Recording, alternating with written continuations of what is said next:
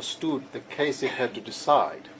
It understood it to be precisely the manner of the fulfillment by the National Assembly of its constitutional obligation under Section 178(1)(h). Then in paragraph 57, the full court says the National Assembly's designation of its 6 members to the JSC, including Dr. Shobe, is administrative action. So that's a clear indication that the full court is looking not just at the designation of the second applicant, but at the second applicant as part of the broader of the other 6 designations. Then in the same paragraph it says, in the exercise of that power, the National Assembly took a decision which adversely affects constitutional rights of the South African citizens and has potential to affect the rights of future applicants applying for judicial appointment. And that's also in paragraph 57. So none of these descriptions of the National Assembly's power and the exercise of it is confined to a decision made in respect only of the second applicant. The court continues at paragraph 58. It says the National Assembly failed to exercise, and I quote, any discretionary power in the exercise of its constitutional power of designation under Section 178(1)(h). And it says, this is because members of the National Assembly misconstrued the powers of the National Assembly, believing that the National Assembly has no discretion in designating nominated members of the political parties to the Judicial Service Commission. And by that, obviously, it means the National Assembly failed to exercise its discretion that it has, but believed it didn't have, in the designation of the 6, one of whom being the second applicant. Now, was the discretion to depart from the convention that you just adopt? Yes. Whoever the opposition parties put up. That is the one. If you're in government, you can just vote anybody down that you want. Yes. So the convention, as I understand it, is that you accept whoever the opposition party puts up. Yes. And the full court says, well, that's just a convention. Voting members of Parliament can depart from that if they want. They didn't appreciate they could, and that's the fault. Have I understood that correctly? That is what the full court says. It says there's no problem in applying the convention in designating members to parliamentary committees, for example. But it makes a distinction with this, with designation to a constitutional body in the form and shape of the Judicial Service Commission. But the point we make is that the focus is on the propriety, or shall I put it higher and say the constitutional manner in which the National Assembly exercised its power. It says it did so unconstitutionally because it didn't exercise the discretion that it had, believing it didn't have that discretion. Now, while the full court here, in paragraph 58, addressing the exercise by the National Assembly of its designation power in relation specifically to the second applicant, the implications or effect of the exercise of that power cannot legally be limited to the second applicant. And this is very simple, Justice Wilson, because the exercise of power is either improper or it is proper. It is not the challenge to that power that renders it improper. There's a suggestion has been made by the respondents that only the designation of the second applicant has been challenged in court, and therefore that was what the full court was concerned with. And in fact, that is what the review court is going to concern itself with. The other 5 designations have no relevance in this case. But we say the full court actually found that in failing to exercise its discretion under 178(1)H properly, effectively, the National Assembly acted unconstitutionally. If that is the finding, then the designation of all 6 is tainted by the unconstitutionality and impropriety of the exercise of that power. The fact that there has been no challenge to the designation of the other 5 designates does not render the decision or the exercise by the National Assembly of its constitutional power proper. So let me sum up. It is the exercise of the power, the constitutional power by the National Assembly, that is improper. It is not the challenge to that exercise that renders it improper. And therefore, the fact that there has been no challenge to the other 5 doesn't render that decision, which is improper, or that exercise, which is improper, suddenly proper.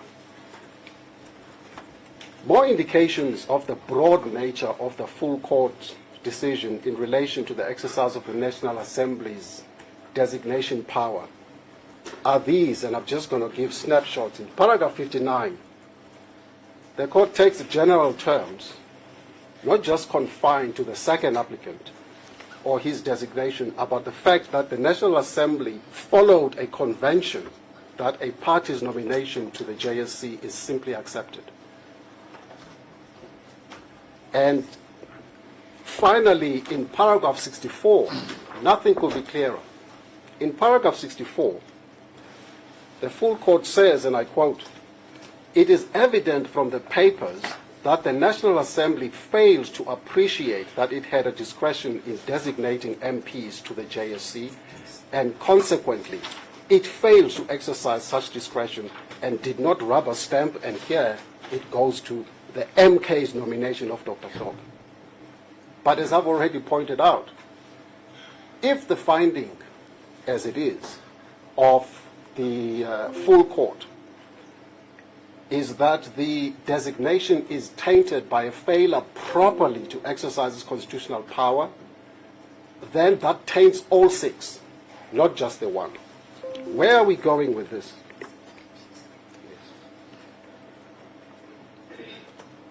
We're saying that these indications make plain that the full court was talking about the exercise of the power in general, not just in relation to the second applicant.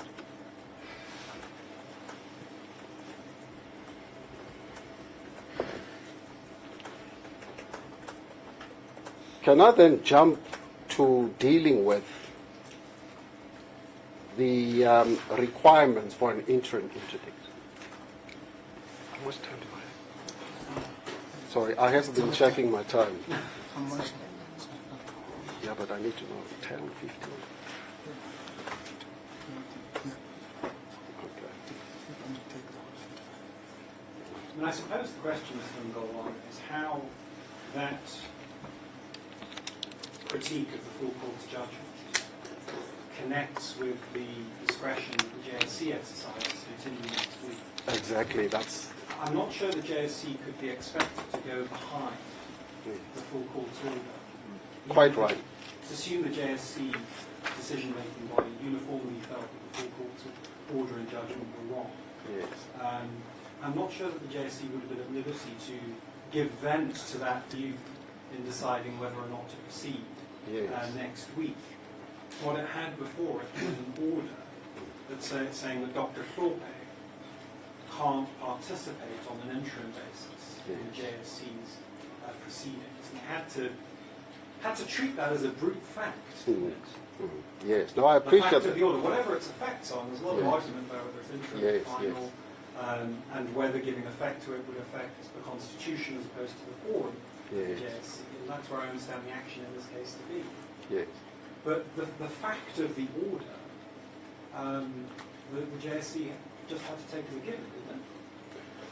Yeah, Mr. Mpofu is baiting me, saying, "I'll deal with that. I'll deal with that." So I'd best defer to him. But what I'll say is this: the tie-up between the meaning of the proper interpretation of the full court decision to this interdict is set out. Well, the relevance comes in the balance of convenience and irreparable harm part, and I'll come to that in a moment. Yes. We say in relation to the right that the second applicant has a clear, not just a prima facie right, a clear right to participate in the JSC as a duly designated member of the National Assembly, and that the full court, in interdicting his participation in the imminent proceedings beginning on the 7th of October, simply does not detract from that designation to the JSC. I don't think there is any controversy on that issue. All it does is merely to disrupt his participation in the imminent proceedings beginning on the 7th of October. It doesn't nullify the right, as one of the respondents contend. Well, as the JSC person, he's still designated JSC, he's still a member of the JSC. He's still a member of the The court JSC. order saying he can't participate in proceedings until Part B of the matter in the full court Yes. comes to fruition. Exactly, but we say, but he has a constitutional right to participate in all proceedings, including the 7th of October proceedings, as a properly designated member of... If you want to obey the full court's order, you've got two options. Either proceed without him, or don't Yes. proceed at all. Exactly. In your Or case, as we is asked it to they shouldn't suspend. proceed at all? Yeah. Yes. And we're not saying they must stop forever and anon. This is not an indefinite interdict. It's to stop until the cloud of uncertainty as regards the propriety or the constitutionality of the designation has been determined in Part B. Of course, there could be negotiations among the parties about how to speed up the process of dealing with Part B. It doesn't have to take years, as some of the respondents have alluded to. So, on a proper interpretation, Section 178(1)(h) of the Constitution confers on the opposition parties the right to nominate and have designated the Judicial Service Commission at least 3 of their number. It is not for a party in government or a non-governmental association to determine or dictate who in the opposition must serve on the Judicial Service Commission. That is the right, a political right, that the second respondent has, supported by his political party.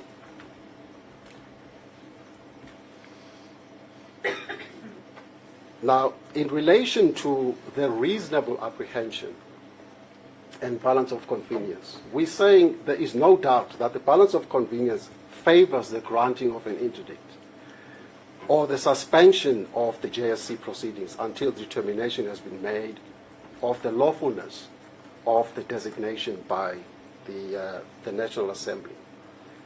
The difficulties or prejudices that have been identified, litany listed by the Judicial Service Commission and Freedom Under Law, the second applicant is well aware of these. I mean, after all, he has been a judge president for more than 3 decades, I think, so he understands the challenges of the under-resourcing of the high courts. but non-constat that one addresses that by running the risk of rendering decisions that could end up being declared to be unconstitutional. So if one weighs up, on the one hand, the temporary suspension of the proceedings of Judicial Service Commission, I would even venture to say this, and I haven't discussed this with our learned friend for the first applicant, but if one were to conceptualize something like a structured interdict order that says the interdict or the suspension will hold for a limited period, say 6 months, subject to either party approaching the court within a certain period, either to discharge that order on good cause shown or to extend it. And then the court hearing that application will then determine which side to fall on. So that is one way of dealing with the suggestion that this is an indefinite. If the JSC proceeds without Dr. Talk, its proceedings may well be later be impugned because he isn't there, or because the basis on which the full court decided he shouldn't be there also applies to the other 5. Yes. Or both. Yes. Well, which one of those 3 propositions is it? It's all 3. Yes. Well, I'm not sure if 3 is compatible with 1 and 2, but it's both, effectively. If Dr. Thorpe doesn't go, you say that might well taint the JSC's proceedings, and you say the indication in the full court judgment is that participation of the other 5 National Assembly designees may well, in future, be held to have tainted the JSC proceedings. That is correct, and that's... And it's relevant, you say, to balance of convenience, because that the potential that a JSC that carries on for 6 months or a year while this is sorted out, exactly, suddenly having all of its acts set aside, tips the balance of convenience radically in favour of granting this. You have it exactly, Justice Wilson. So I shan't belabor that point. I'll move on to the next issue. The next issue is the absence of alternative remedy. That really is an issue that my learned friend for the first applicant will deal with, because it looks at the application or otherwise of Section 18.2 and 18.3 of the Superior Courts Act, whether this is the kind of case which is relevant here. If the second applicant is excluded from sitting on the JSC proceedings this October, the second applicant will have no remedy against an event that has already taken place.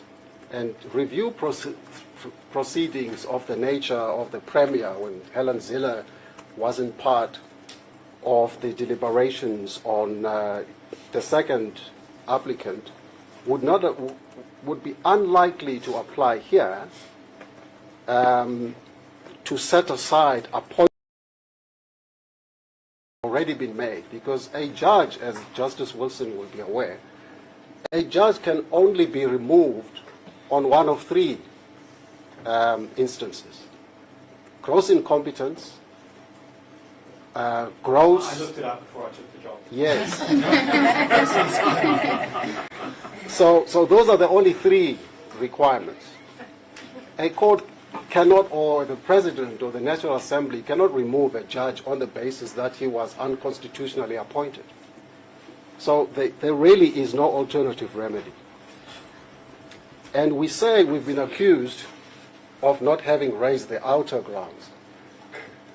We say, really, if one looks at the manner in which the second respondent's case has been pleaded, beginning with the proper interpretation of the rule of the full court, looking at the implications of the Judicial Service Commission sitting regardless of what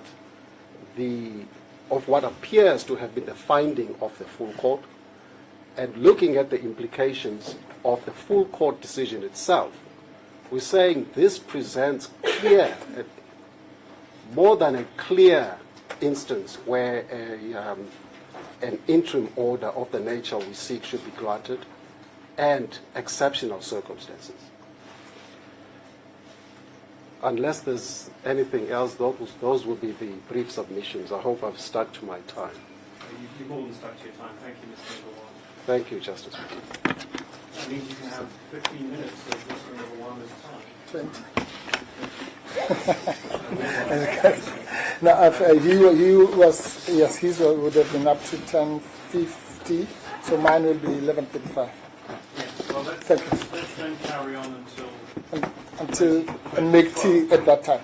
Yeah. As the court pleases. Unless you'd like a break. Well, I'll indicate if I do. Yes. But so but carry on until what, 20 to noon. Yes, 22, my lord, yes. Yeah. And if I need a 15-minute wrap-up break, whatever, I'll indicate maybe before half past. My lord, I'm indebted to the court, and I'm indebted to my learned friend, Mr. Ngalwana. And my lord, I just want to take one step back and raise some of the issues, just wrap up on some of the issues that Mr. Ngalwana has raised, but in the context of situating the whole case.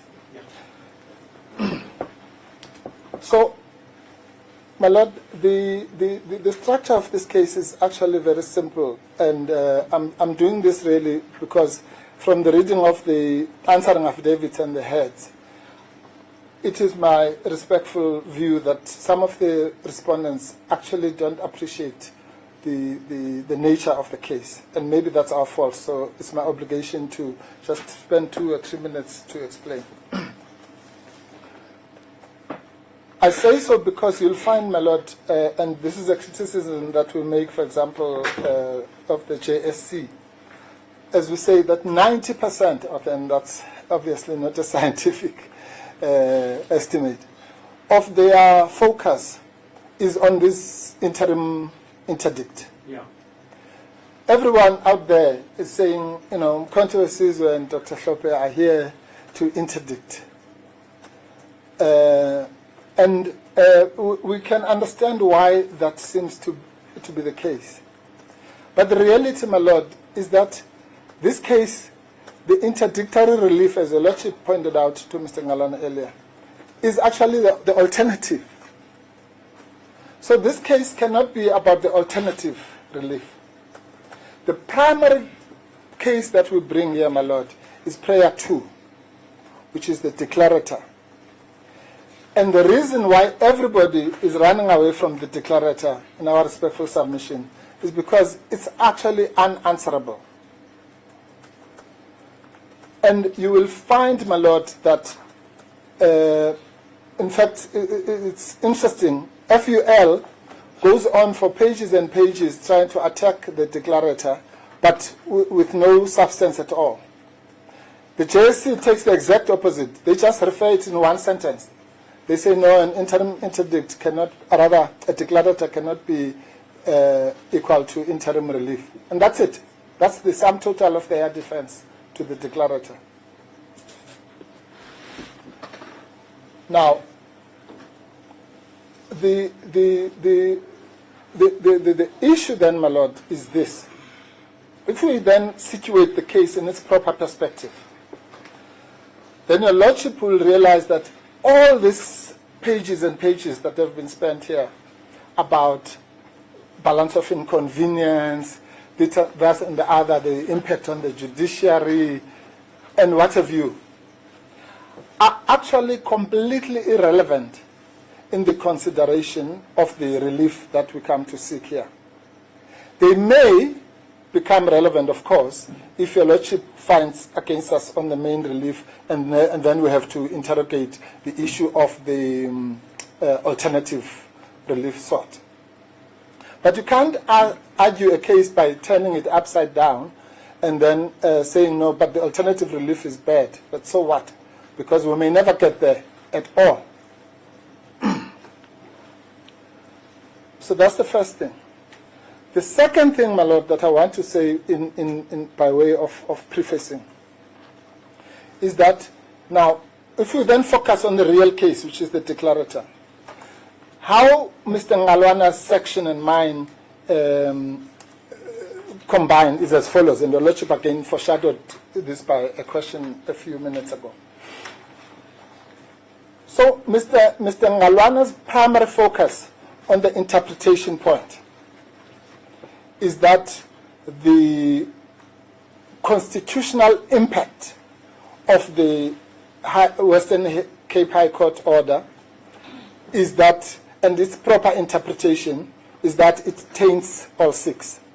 And he has made submissions. The Lordship has interacted with him. There's no point in belaboring that.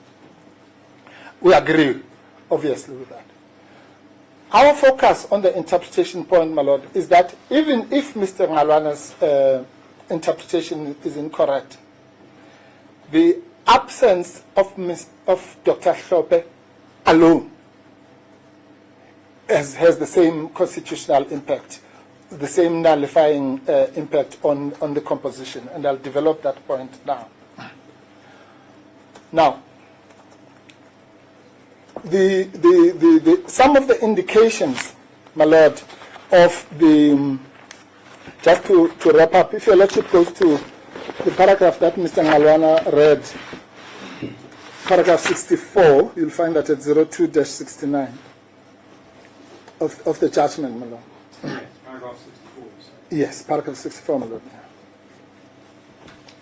In addition to all the other indications that Mr. Ngalwana indicated, that this is a designation of the delegation per se, and I'll explain how I use that word as shorthand.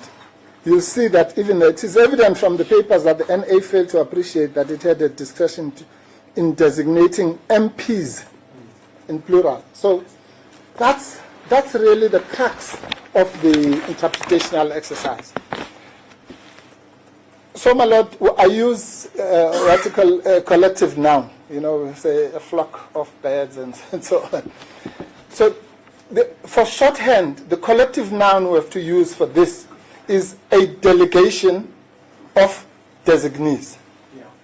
Correct. Thank you, my Lord. Then that's going to assist us. So, if we look at it like that, we say what the NA was doing was to pass a resolution, one resolution, for a delegation of the designees per se.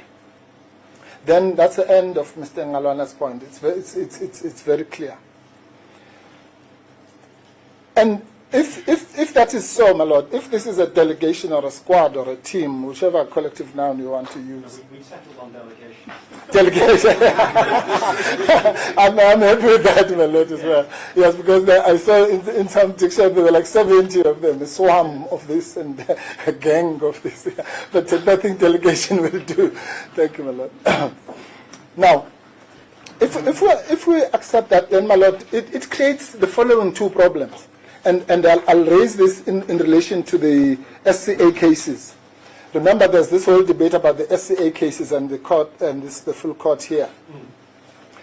You're referring to the full court decision In Hlophe. division about whether Dr. Hlophe in a previous guise was essential. Yes. It was an essential attendee. Yes. No, in fact, it was raised by him, my Lord, to say that the absence of the president or deputy president of the SCA. Oh, I'm sorry. Yes. That's the one. Sutherland TJP's judgment. Yeah. We're talking about the same judgment. Yeah, we're talking about the same judgment. And how that judgment, as your Lordship will remember, then related to the two SCA judgments, which are key to this. One being the Premier of the Western Cape judgment, the second one being the Bar Council, Cape Bar Council case. So as I understood the decision in this court, it was that absence for a good reason. A justifiable reason. Yes. Wouldn't vitiate the proceedings. Yes. Yeah. In a way, my lord. Yeah. And I'll come to that. If you're ill, for example. Yes. Yes. Yeah. And you have an alternative. Yes, or you're stuck. Yeah. Someone who once sat in the JSC, that happens quite a lot, my lord. Now, so my lord, the case really is about two concepts. You know, you can have all these papers, but there's usually just one or two organizing concepts of a case. The organizing concepts of this case, my lord, are two. One is interpretation. And by that, I mean interpretation of the court order, part of what Mr. Galwan has done. The interpretation of Section 178 in particular. And the interpretation of the Bill of Rights, the fundamental rights that we invoke, including Section 19 and so on. But that's really what this case is about, is the interpretation first. The second one is the one Your Lordship has just touched on, the second organizing principle. And I call it for shorthand again, unjustifiable exclusion. As we as lawyers know, unjustifiable enrichment. So we're creating a new topic called unjustifiable exclusion.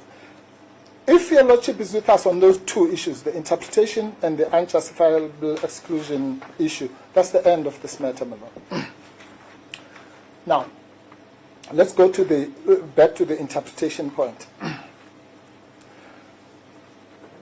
And Your Lordship, as Your Lordship knows, sometimes it helps everyone, including the opponent and the court, to make it clear what we're not saying, rather than what we're saying. Because we've been accused of all sorts of things, including wanting to collapse the whole system.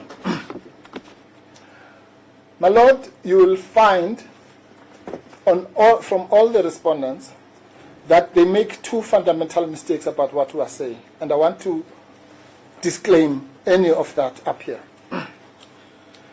The one thing is that we are raising here the same arguments that were raised in the Western Cape High Court.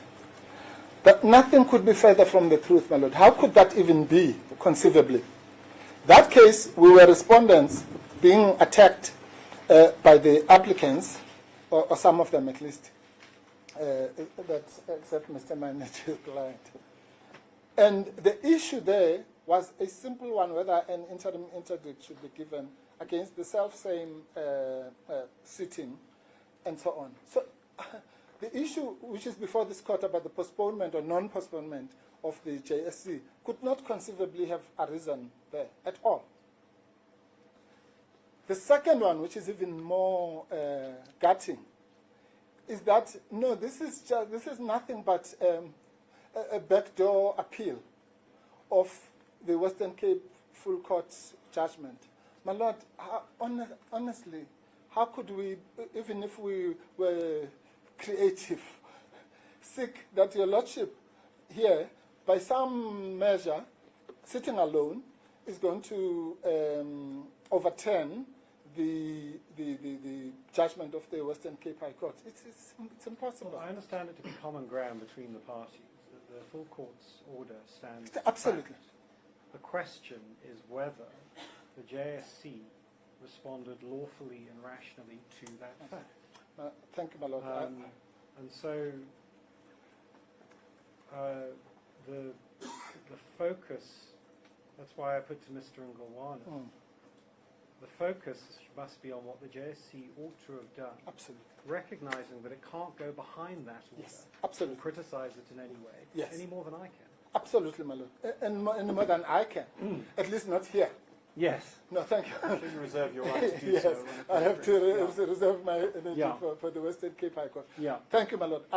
Then half of what I was going to say is done. And just in case there's anybody who has any doubt, my lord, I want to say it here in public, that for the purposes of this court and the purposes of this application, this court has no option but to take that judgment as granted. Even if Your Lordship read the judgment and said, I've never seen any judgment so bad, there's nothing you can do about it, there's nothing I can do about it, and there's nothing anyone can do about it. So just on that point, can we clear up an ambiguity in the papers about the effect of the application for leave to appeal? Yes, my lord. Is it your case that the filing of your application for leave to appeal suspended the operation Yes. of the order? It is, my lord. Yeah. And let me explain and how it fits into... So while I must accept that it's a fact, Yes, what you urge me to accept, that the order was final in effect, yes. and the filing of the application for leave to appeal suspended. Yes, that's correct. And the irrationality you impute to the JSC is that it just didn't appreciate Didn't recognize that fact, among other things. My lord, your lordship is making my job much easier. Let's go there, because that's the third interpretation point, as it were. I'll deal with it very quickly. What we are saying, my lord, and this is again, I've dealt with this section 18 things many times at different levels, and there are always these common problems around it. Remember, the difference between us and the respondents is that this is an 18.2 event, and we say it's an 18.1 event, Yeah. as your lordship just summed it up. Yeah. Now, these are the simple reasons we say it's an 18.1 event, my lord, is your lordship will find the actual wording of the,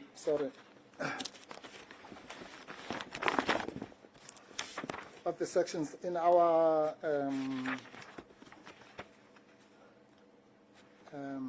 notice of motion and our funding of the, I think it's 02-60 something. Yes, I have the act in front of me. You don't need Oh, to. perfect. Okay, fine. Let me also just rather do that here. So let's start at 18.2, my lord, and just read it together.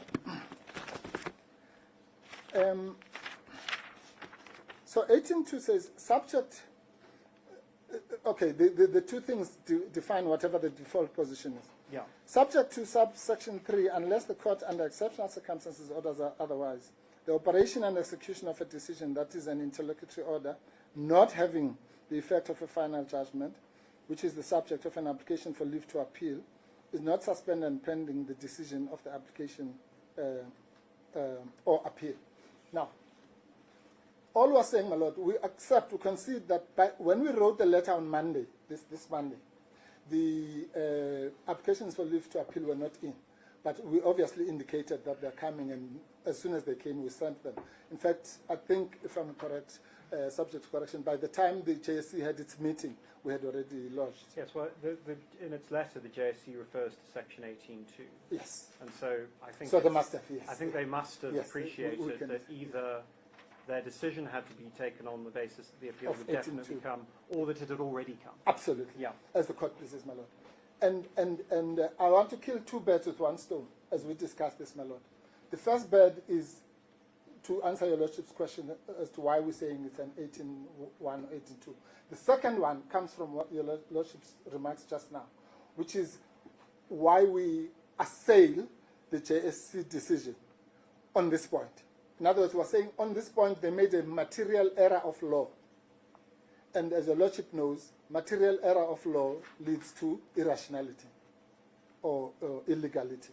Well, if they made an error that's as basic as you say they did, Yes. then that definitely That's renders it. their decision Yes, irrational. absolutely. There might be some highly complicated Explanation. terrain in which an error of law doesn't lead to irrationality, Absolutely. but I can accept for the purposes of this case it does. Yes, Yeah. absolutely. If there is such an error. Yes, if a big if. Yes. Thank you, madam. Now, so since we're on the same page on that, my lord, let me then explain this in simple terms. So we say there are two exceptions which are contained in 18.2 that assists us in our interpretation. Yeah. The first is the word interlocutory order. A decision that is an interlocutory order. Yeah. Many people read that to mean an interim order. But that's not the same thing. Because as your lordship knows, there are interim orders and there are interim orders. And that has been explained in a case that I did called Libashe that everyone knows. I think it's the most recent. The section itself appreciates that there may be interlocutory orders of final effect because it only applies in circumstances Absolutely. where there's an interlocutory order not having the effect of a final Absolutely. effect. Yes, and that's the second point. Yeah. So we're saying, my lord, forget about the final effect for a minute. Yeah. If it's not an interlocutory order, even if it had or didn't have a final effect, that would favor us. But secondly, as your lordship let's assume we're wrong on the interlocutory order thing. If it has final effect, then it's excluded as well. Yeah. Now, so we say on both legs, my lord, that favors us. And every lawyer, and I'm sure my learned friends will be no exception, will accept that if there's an application for leave to appeal and you can discount 18.2, then by default, then you are in 18.1. Yeah. So that's our argument. So our argument is simply this, my lord, that because of the operation of those two exceptions, we're in the 18.1 land. And once we're in the 18.1 land, contrary to what all our learned friends are saying, no, why, even on alternative relief, why don't you go to 18.3? No, it's them who should go to 18.3. They are the ones who have a duty, if they don't want to the order to be suspended, to do an 18.3 application. Thank you, my lord. I'm not going to belabor that point anymore. The court. Yeah. I'm not saying the court agrees with me. He understands. I have the point. Yes. Thank you. Thank you, my lord. So that's a huge interpretational point on the one hand, but secondly, an attack on the reasoning process of the JSC. So I want to do it one by one. Now, my lord, if your lordship allows me to, then I'll do another double take to demonstrate to your lordship that what we are talking about, while accepting for the purpose of this, that what your lordship correctly called the fact of that order, that we accept. But what this case is all about is about the constitutional effect or the constitutional impact of that order. We're not attacking the order. We're simply saying its constitutional impact results in the JSC as matters currently stand being improperly constituted. That's really all. It's that simple. And that's the second basis on which you attack the JSC's decision. You Absolutely. JSC ought to have appreciated that it would be improperly constituted. Absolutely. If it proceeded. Yes, and if you look at their letter, my lord, you will see that actually is the main material error of law, as it were. For them, the main. They essentially say you're still Dr. Hilpe is still a member of the JSC. So what's the problem? He just can't come. Exactly. Yeah. Well, that's what they're saying. Whereas, in reality, my lord, if we are correct on this point of the constitutional impact, and let me, if your lordship forgives me, let me just quickly get rid of no, I'll deal with it when we deal with the exclusion. Yeah. Let me stick to the constitutional impact. So if the constitutional impact of that valid order of the Western Cape High Court is to create an unconstitutional situation, a situation that is inconsistent with the Constitution. If I succeed in persuading your lordship that the situation created is inconsistent with the Constitution, then your lordship has no option, because Section 172(1)A says you must. Once I can show that constitutional inconsistency, your lordship must declare that conduct to be unconstitutional. Well, we get to the same result if I concluded that the JSC had acted irrationally. Yes. No. Actually, my lord, that would be in breach of Section 1C. Absolutely. In fact, my lord, and I'm glad your lordship asked that question, because again, it's misunderstood. That's the difference between Section 38 of the Constitution and 172. The lordship has hit the nail on the head. Some people confuse the two. Section 38 deals with an infringement or threatened violation of a right in the Bill of Rights, right? But Section 172(1)A, as your lordship has correctly summed up, deals with the inconsistency with the Constitution, not just with the Bill of Rights. So any section of the, So that's the difference which is usually misunderstood. And your lordship is 100% right whether it's section 1C or section 200 or section 300 or whatever, if you are able to I'm trying to work out whether I know there section isn't. 300. Yeah. Yes. No, Lordship is definitely on point. But I'm exaggerating for effect. Yes.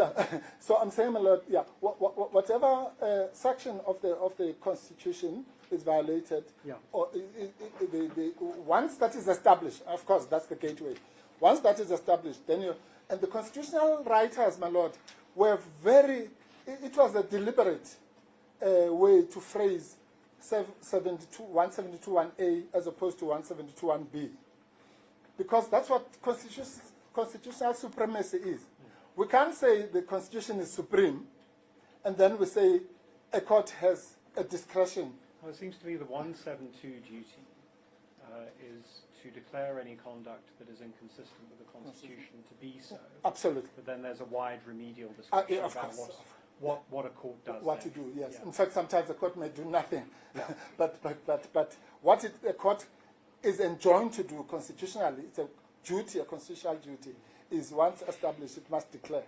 Yeah. And that has been said, my Lord, if you, Your Lordship, allow me 1 minute to digress as to why that is so.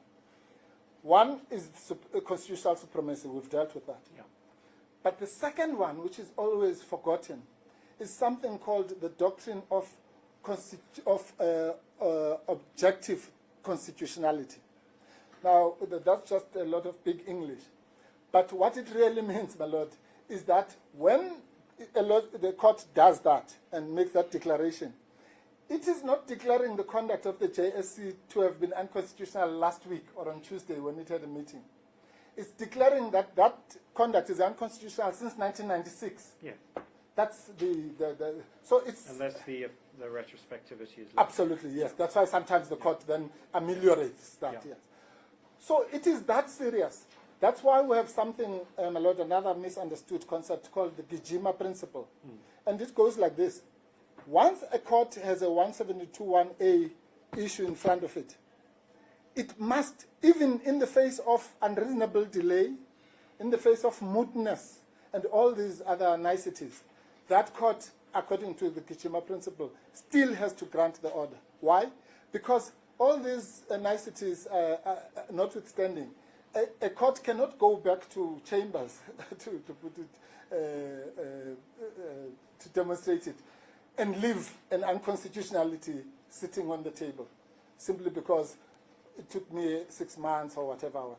It's that serious, because that implicates the supremacy of the Constitution. Now, that then puts a burden on me, my Lord, to convince Your Lordship that there is indeed an inconsistency with the Constitution. Not in the full court, in the conduct of the Yes. JSC, yes.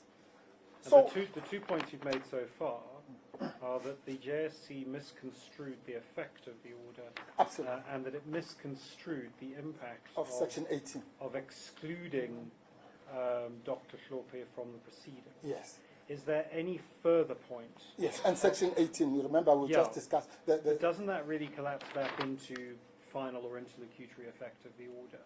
If the JSC thought that the order was interlocutory in effect when it was only final, and when it was actually final in effect, it doesn't. The issue about whether 18.2 or 18.1 or 18.3 apply falls into that misconception, doesn't it? No, my Lord, with the greatest respect. If it's much more serious than that. It is that, of course, but it's more serious than that, my Lord. It has two serious impacts. It says that the JSC, when it was given, remember the JSC is an organ of state.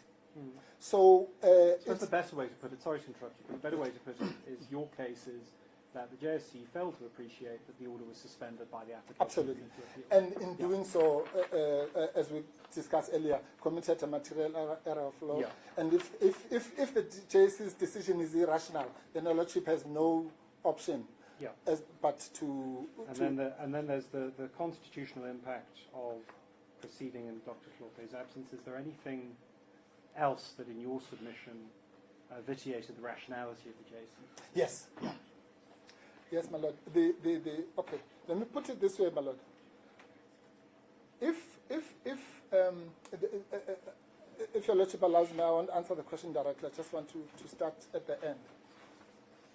One of the giveaways, and we say this, unfortunately, your lordship hasn't seen our reply, but your lordship will find in our reply that one of the things we say is that one of the giveaways that the JSC's decision was irrational is something that is said by one of its commissioners, Mr. Mdntv, in his supporting affidavit. Yes. In that.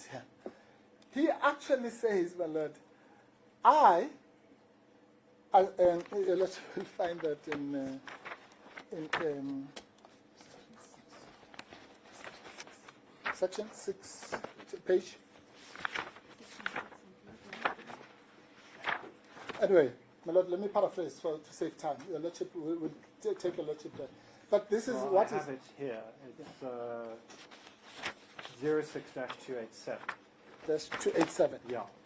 Yes, my lord. All right, I'll get to it. Let me just paraphrase. Your lordship will read it in well, there's no good time. I was going to say in good time, unfortunately. No, but I have already read it. Yes, so okay, just thank you, my refer lord. to the part of it. Just while we're on this point, I still don't see the replying affidavit on case lines. If someone on your team could sort that out. Yes, Martin is here. Yeah. Can you just reload it? That's good, please. Thank you. And if you can't sort it out for any reason, just email us. We'll give you a hard copy, my lord. Yeah. Yes, in due course. Yeah. Now, there's your lordship, again, I won't bore you with all these authorities. Your lordship will know the cases, the line of authorities, National Lotteries Board, there's a case of Zuma versus the DA and so on. It's all in our heads. Yeah. But the gist of those cases, my lord, is this. The first one was Kachalia JA, I think the second one was Wallis JA, and the other one is NAFSA ADJP. And they all say this paraphrased. When you give, and we're now, my lord, busy really scrutinizing the letter of reasons that is given by the JSC. And I'll show your lordship that that letter is not worth the paper it's written on. We've dealt with the Section 18 thing. Now, in this phase, my lord, that line of cases says, makes the following simple proposition. If I do something, and then my learned friend, I'm an organ of state, says, why did you do the something? And give me reasons. Then I give her reasons A, B, C. Then she challenges the It's the reasons that you gave at the time. But absolutely. You can't supplement your reasons. You can't, and in the answering affidavit, yes, that's the principle. Yeah. So what Justice Kachalia called the ex post facto rationalization in the answering affidavit must just be chucked out. It doesn't count. Yes, your lordship got the point. Yeah. So, contrary to that noble principle, the JSC tells us that no, after we gave you the reasons, we then went and did some research, and Mr. Mdntv says, I then went and spoke to each division and what have you, and then they give us a litany of reasons why the order should not be granted. Well, aren't they just trying to talk about the balance of convenience? Yes, no, I know, my lord. I'm not sure they were being proffered as considerations that were present to the JSC's mind when it took the decision not to postpone. No, my lord. What they're saying is the balance of convenience doesn't favour you. I appreciate that, but well, then that's even worse, because if that is so, then again, it's that thing of elevating the alternative. Then we must check it out for that reason, because it's got nothing to do with the real case, which is the declarator. Right. Right. If and only if we ever get to the alternative relief, then all that might be relevant. So otherwise, all that is just completely. But I certainly, and I appreciate you can certainly take it from me for the purposes of your argument that I don't, in order to consider whether the JSC's decision was rational, it would be a mistake to ascribe the facts given in Mr. Mdntv's supporting affidavit to the people who made the decision, or to say that to find as a fact that all of this was present to their Yes. mind at the time they made the decision. That's a hallelujah Well, moment. what was present to their mind is what they told you But in absolutely. No, then we're fine, my lord. in their letter. Yes, no, then we're done on that one. I promise you, I won't even breathe a word about it. Yeah. So if we then go back to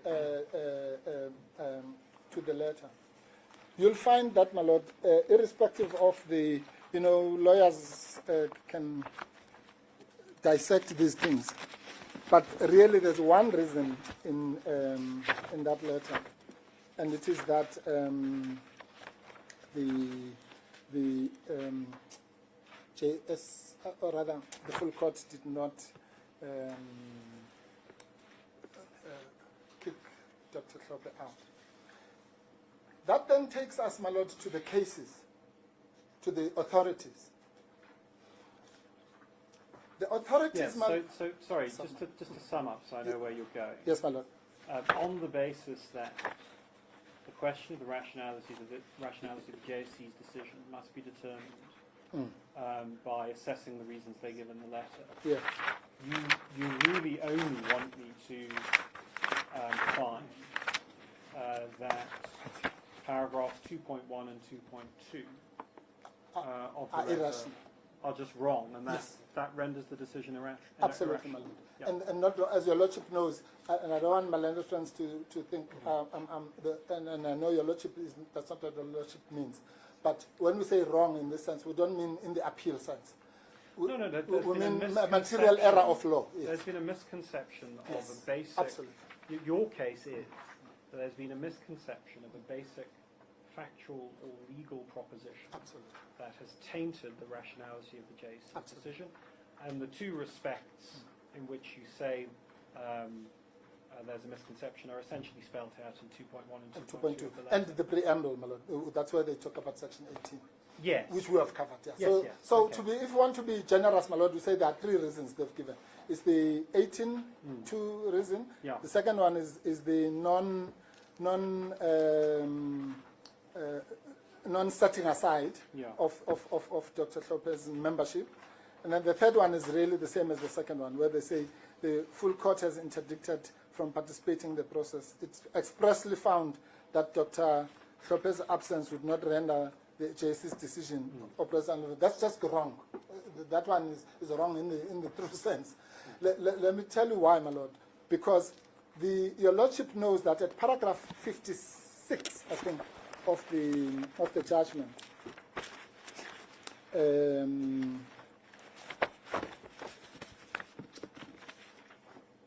Okay. That last one is just, it should take 1 second to Yes. deal with it. Yes, it's paragraph 56, 02-66. What the JSC, I won't ascribe any deliberate intent to it. Let's say it's a material mistake. Yeah.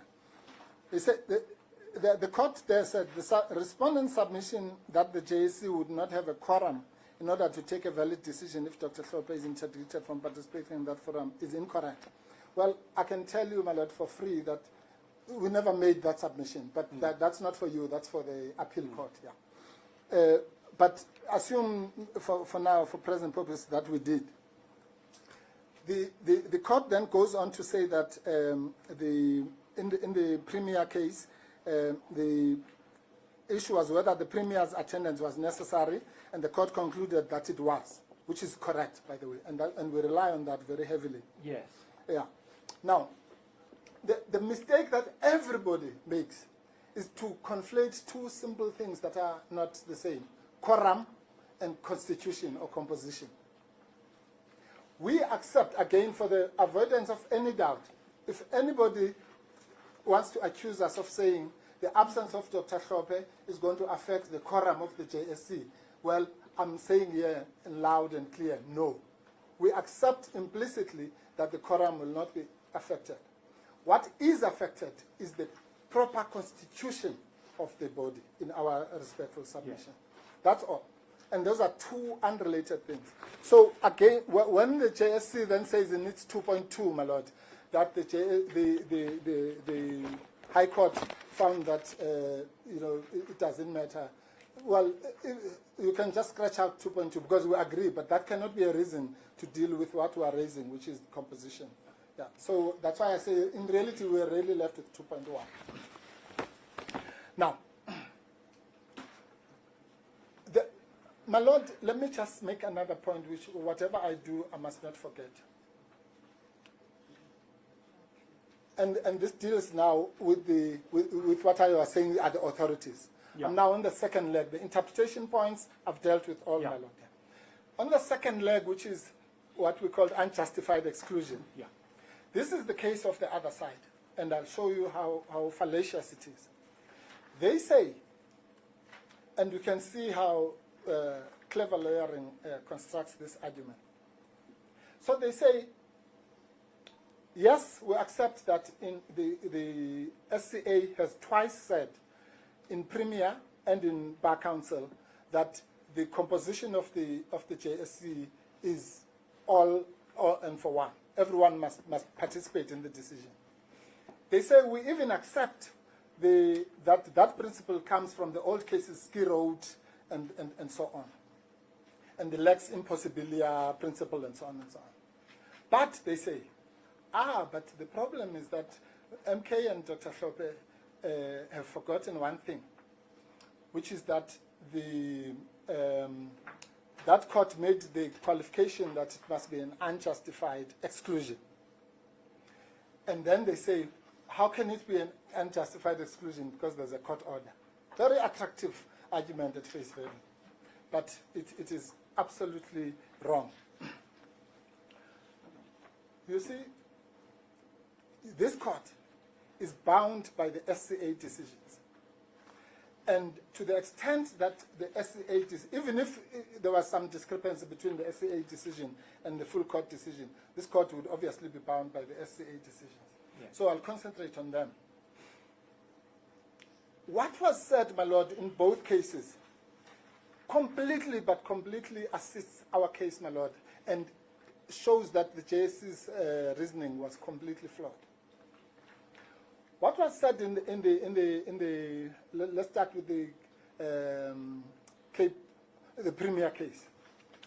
There, my Lord, Helen Zille, who now has flip-flopped and taking a different stance in her affidavit, was saying that the JSC was not properly constituted because she was not in the meeting in terms of I think it's 1K. Yeah. And she then said, well, for that reason, because firstly I was not there as the Premier, but also my alternate was not there. Therefore, the meeting was not properly constituted. And the SCA, for good reasons, agreed with her. And but now she wants the other side of the coin. The SCA agreed with her on the following basis, my Lord.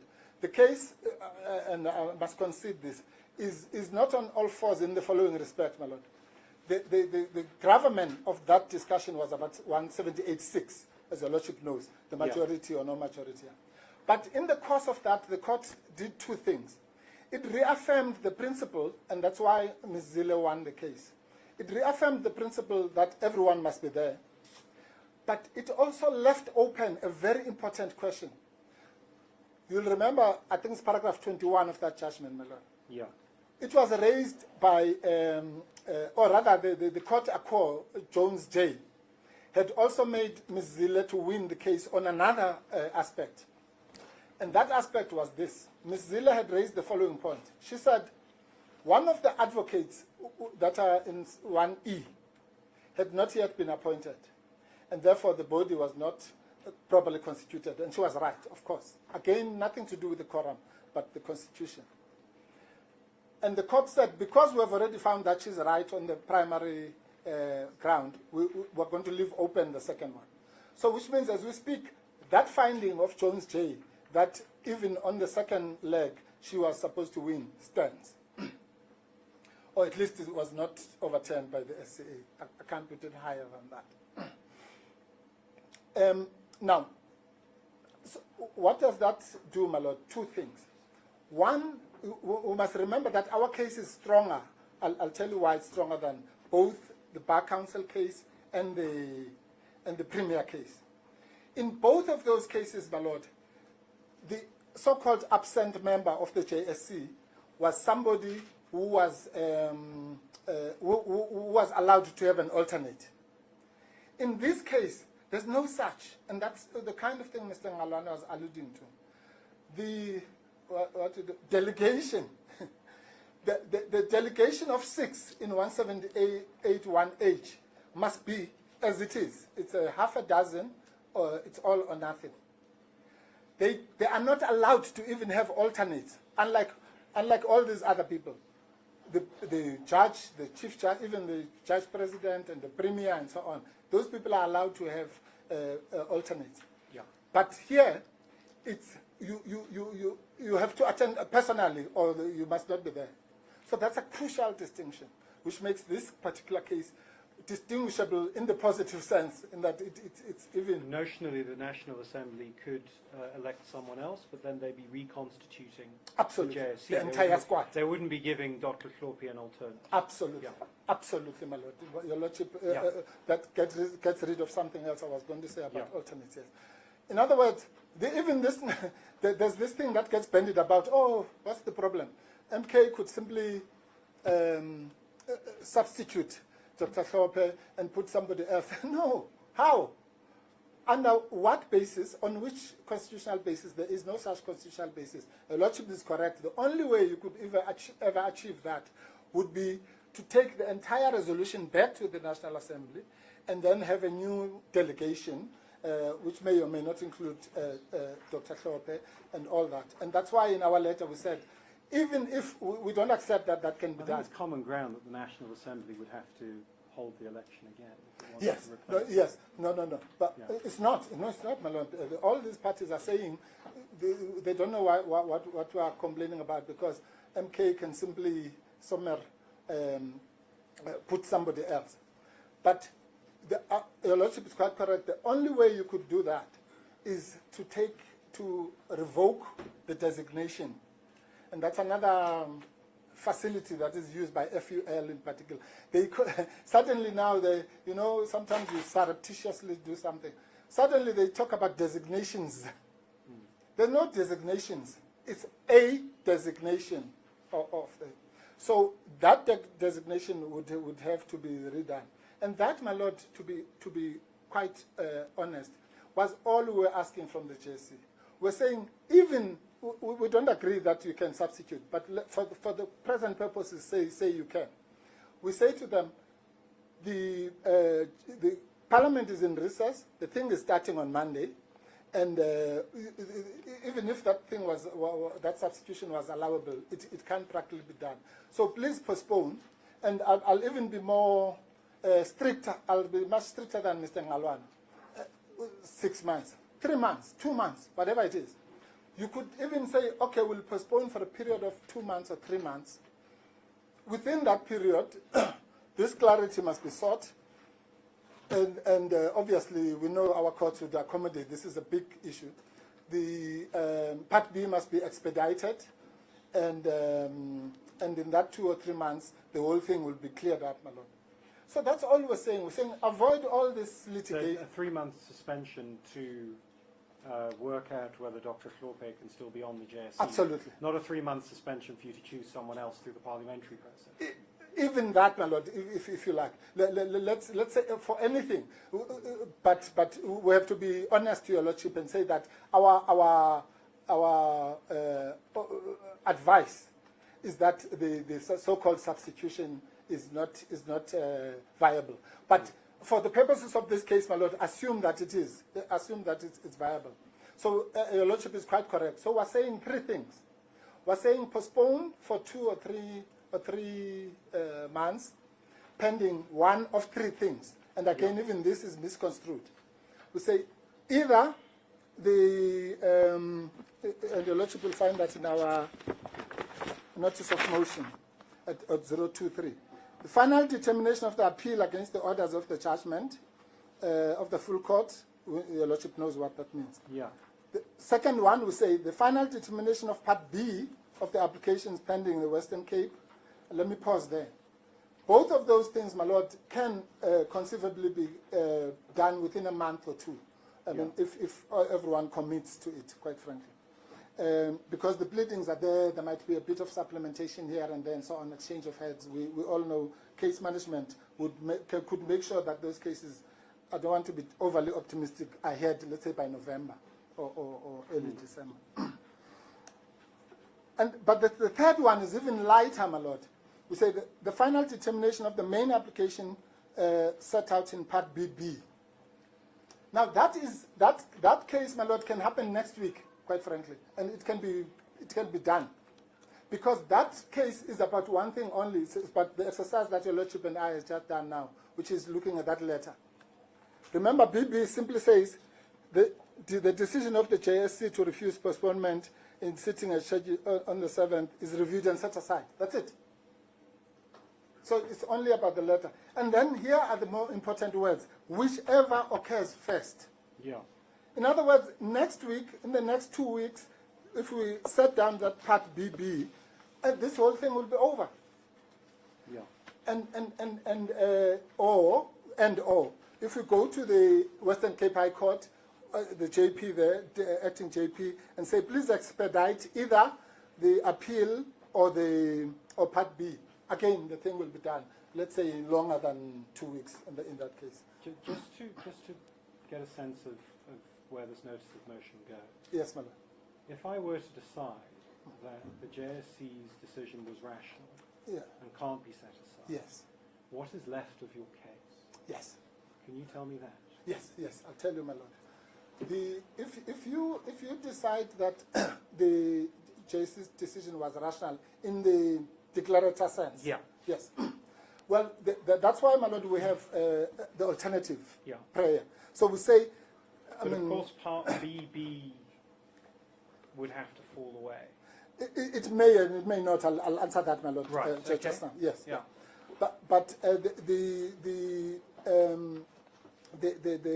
because remember there's a whole issue about Rule 53 and what have you in BB. But I'll work with your lordship. If your lordship were to say, as your lordship might be entitled to, if your lordship were to say, look, the decision, I'm not giving you the declarator because I agree with the JSC's thing in the letter. And I don't have to agree with it. I just have to decide it's rational. Yes, that is rational. No, I mean it in that sense. It's like that right and wrong thing. Yeah. Then your lordship, the impact of that lordship's order may or may not be to render academic assuming there are no appeals. Remember, it's a final order. Oh, by the way, let me clarify that, because this is said as if it's an insult, as if no. It is. Paragraph 2 is seeking a final declarator. Yes. There's no two ways about it. That's how I understand it. It's not they say, as JSC says, as we want them to believe that is interim. No, we don't want them to believe anything.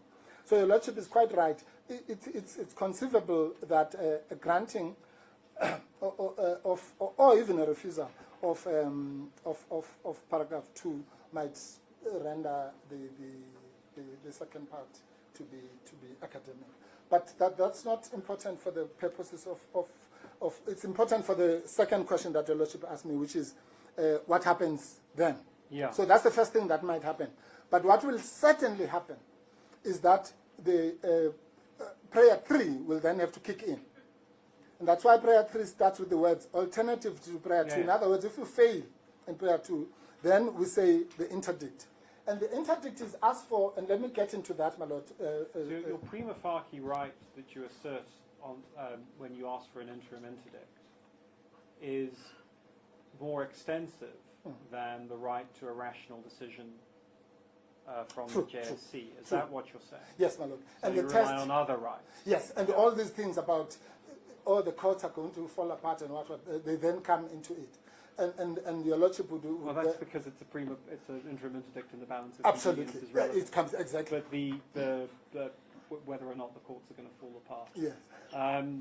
So what other than the right to a rational decision from the JSC, What rights? relief do we you, seek. Okay. what Thank you, my lord. rights do you rely on for the purposes of the interim interdict? I Yes. suppose is the question. Yes, my lord. Can I, if your lordship allows me just to Yes, do this yes, first? yes, please. I'm going to address that question of the alternative, but let me just wrap up the first part, my lord. If your lordship grants paragraph 2, Yeah, then your lordship obviously then will jump paragraph 3. yeah, And then what we want your lordship to go, you then go to paragraph 4, yeah, which is what I want to address there.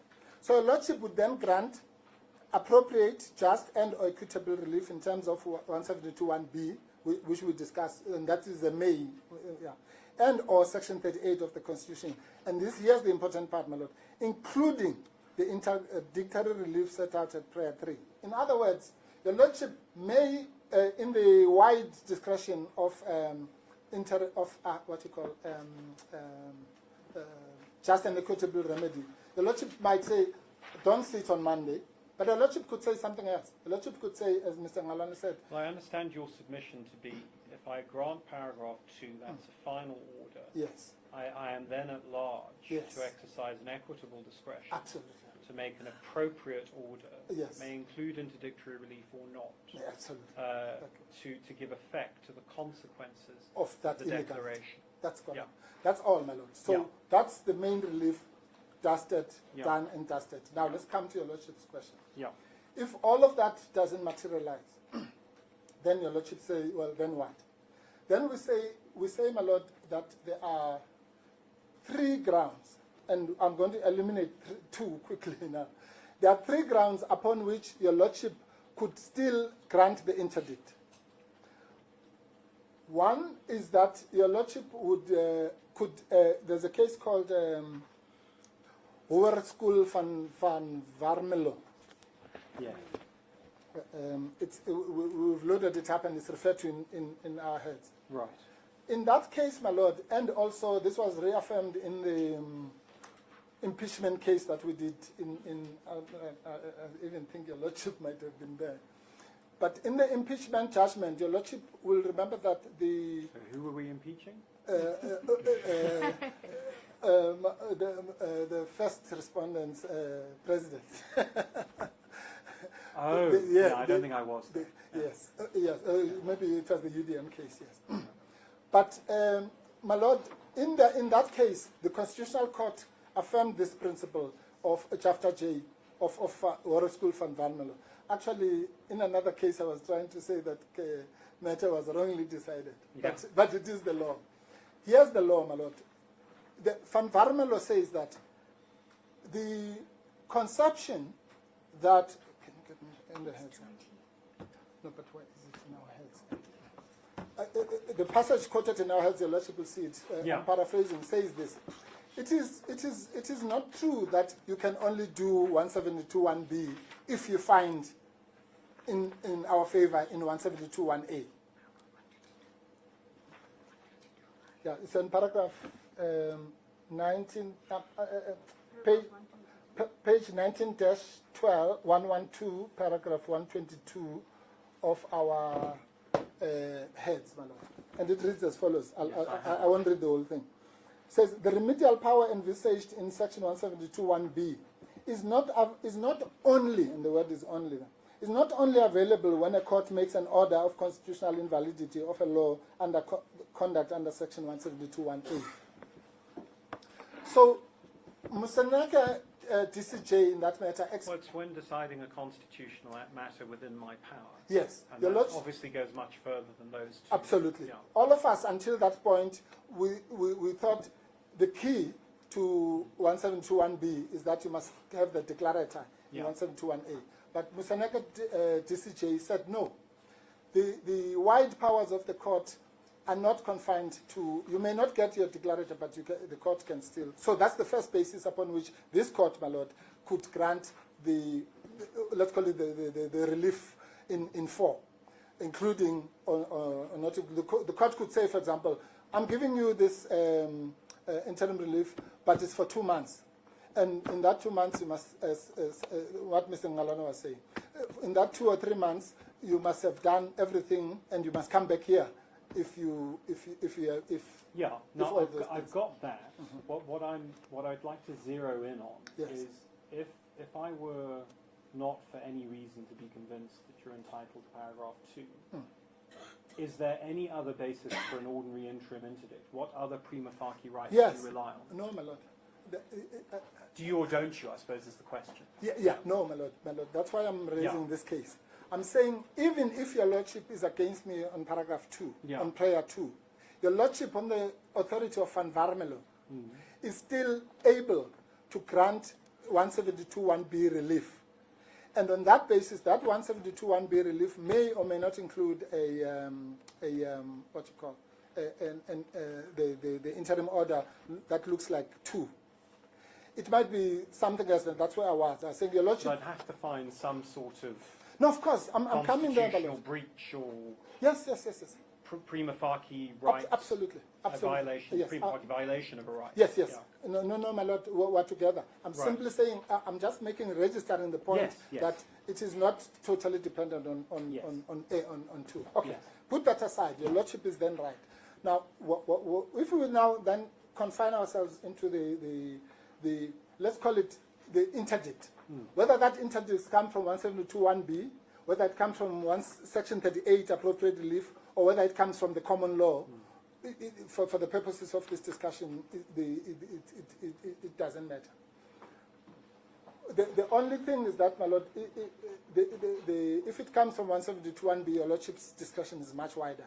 If it comes from 38, it's even wider, because FOSE, your lordship will know, FOSE says that appropriate relief really means the court can even fashion new remedies that have never been seen under the sun.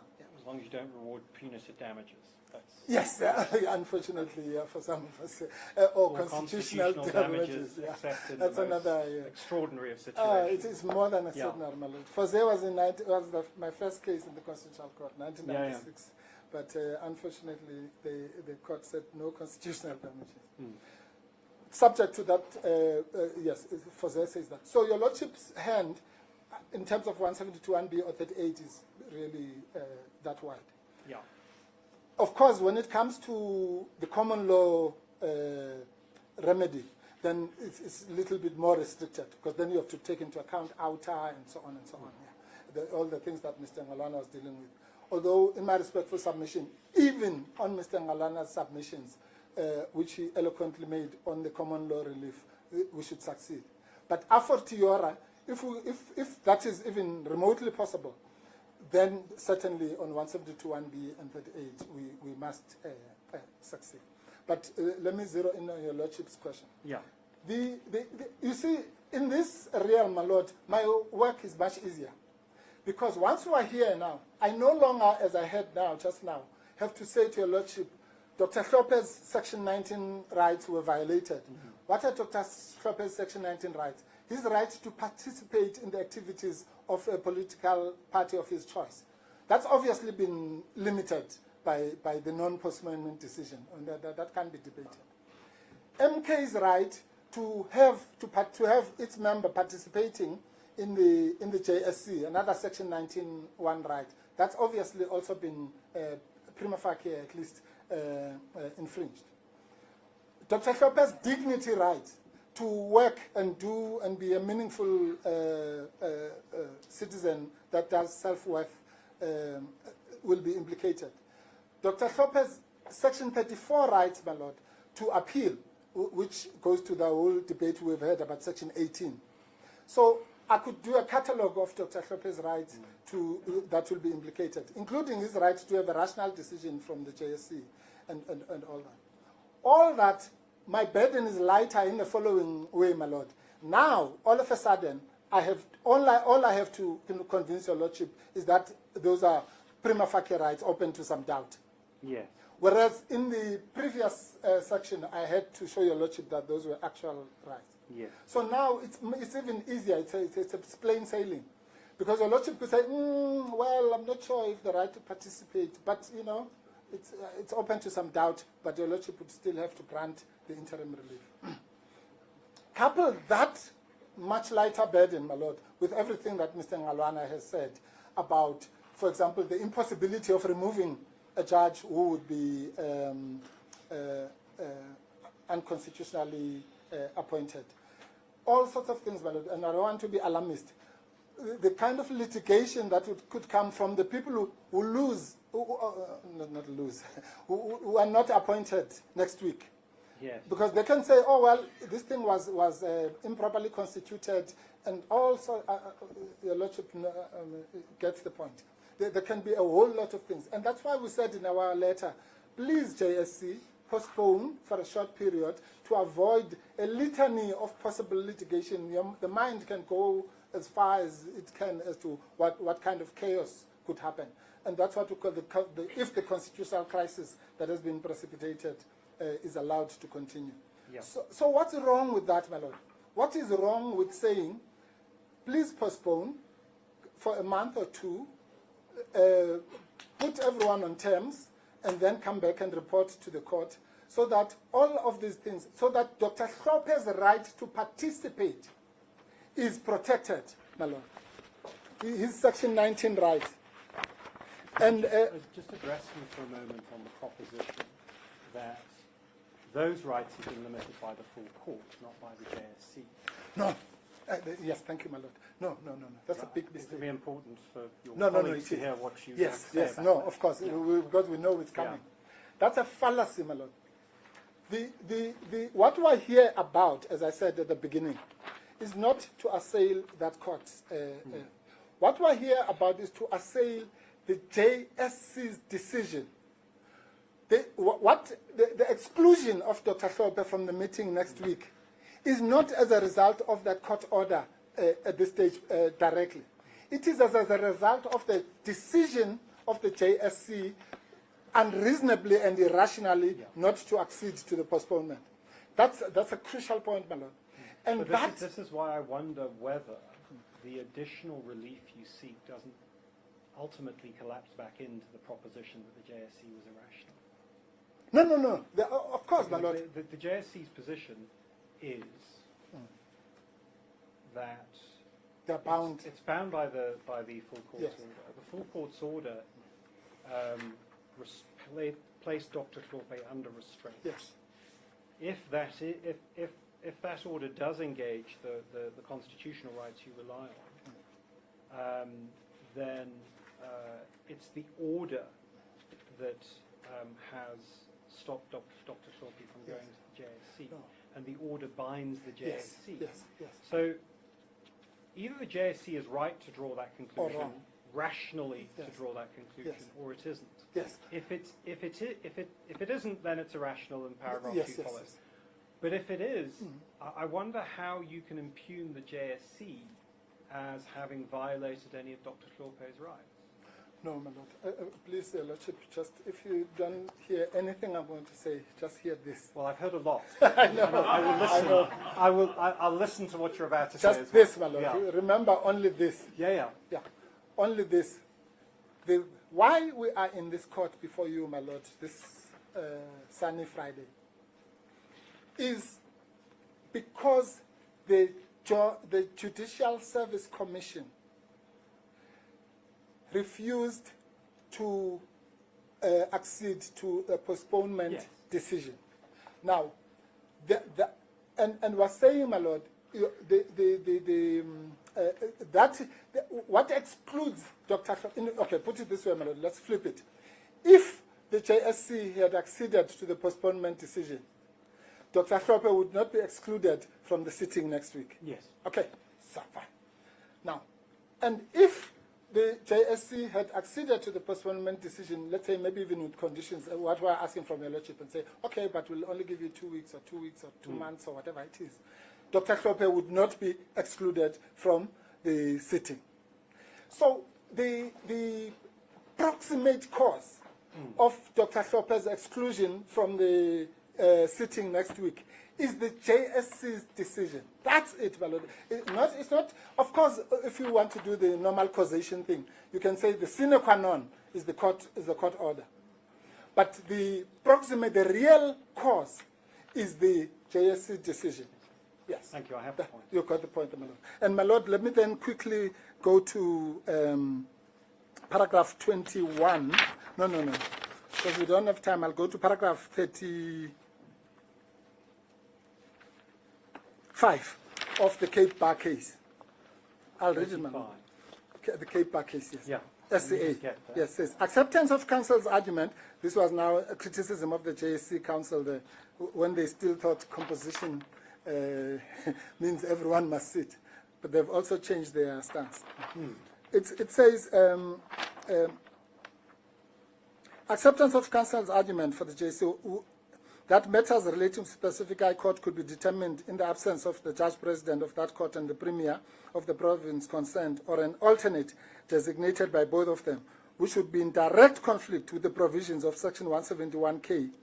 What is more, I believe... Give me the paragraph number. 35, I'm sorry. 35, yes. Yeah. I'm now in the middle. Yes.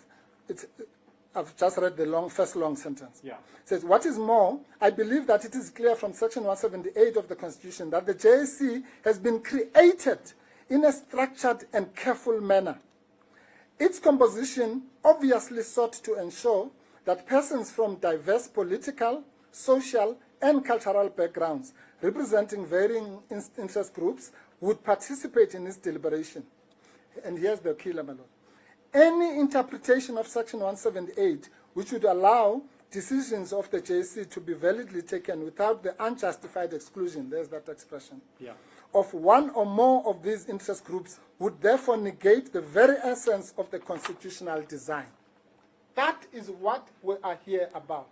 That careful constitutional design will be completely negated if there is an unjustified exclusion.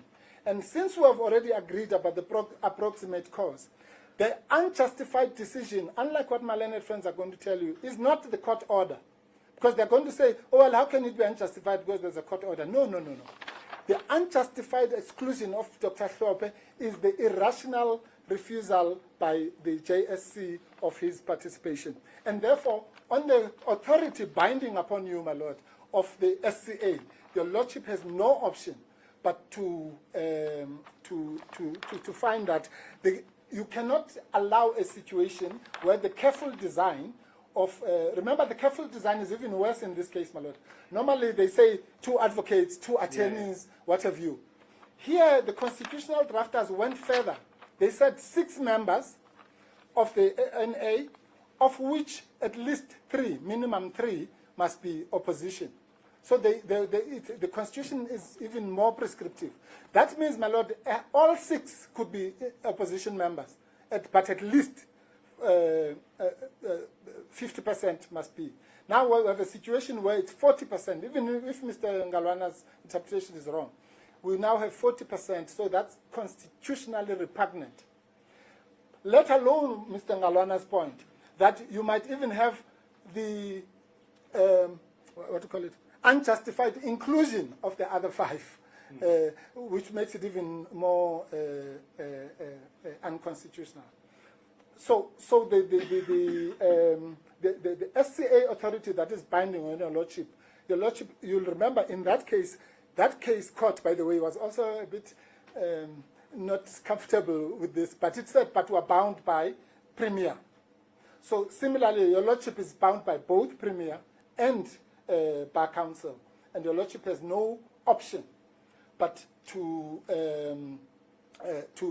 find that the unjustified, irrational refusal of the postponement by the JSC is the problem that your lordship must undo, and your lordship must simply do, if to put it in colloquial language, your lordship must simply do that which the JSC should have done, which is to say, okay, we'll postpone for a month or 2 or whatever it is, but this and that and that and that must happen, so that there's no threat of any constitutional crisis. Everyone is happy, nobody's excluded, nobody goes to court to do anything, and within that limited period, everything is done. And I can guarantee at least one of the 3 things, which is the Part BB, as I said, my lord, can happen in a matter of weeks. The others, I'm prepared to concede, can happen in a month or 2, because there'll be exchange of heads and what have you.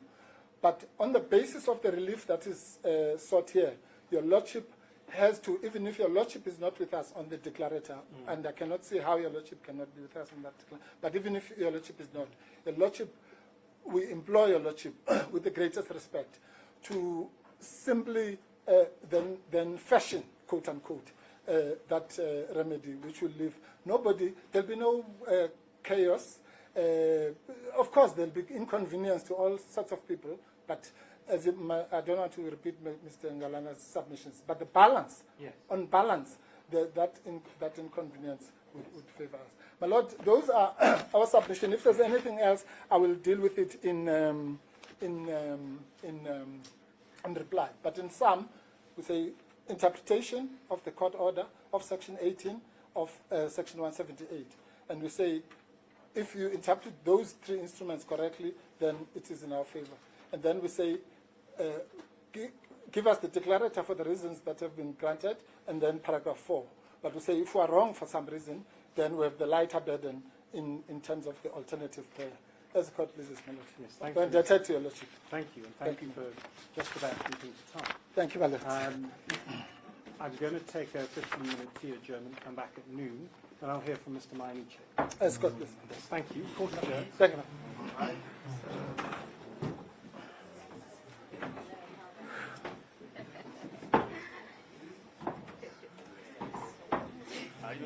I have